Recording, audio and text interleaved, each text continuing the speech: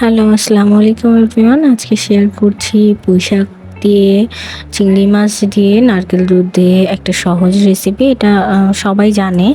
আমি এখানে সিঙ্কের ভিতরে শাকগুলোকে ভালোভাবে ধুয়ে নিচ্ছি, যেহেতু শহর এলাকায় পুকুরের কোনো সিস্টেম থাকে না। পুকুরে এগুলো ভালোভাবে ক্লিন করা যায়।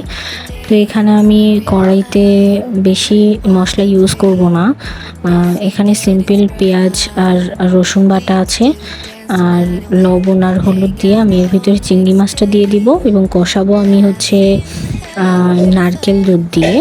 আর এখানে আমি এটা আজকে কাঁচামরিচ দিয়ে রান্না করছি। আর এরপর আমি এখানে শাকগুলো দিয়ে দিব।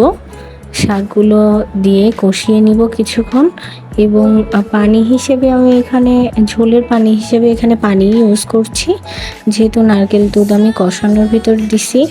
আর খুব একটা বেশি পানি লাগবে না। তারপর শাকটা যখন সিদ্ধ হয়ে যাবে দেখলেই বোঝা যায়। আর এতে যখন নাল বিজলা টাইপের একটা থাকে, যেহেতু পুঁই শাক, তখন এখানে লালা টাইপের ওই জিনিসটা যখন আঠালোর ভাবটা কেটে যাবে, তখন বুঝতে হবে যে রান্নাটা হয়ে গেছে। তারপর একটা বাটিতে সার্ভ করে নিচ্ছি।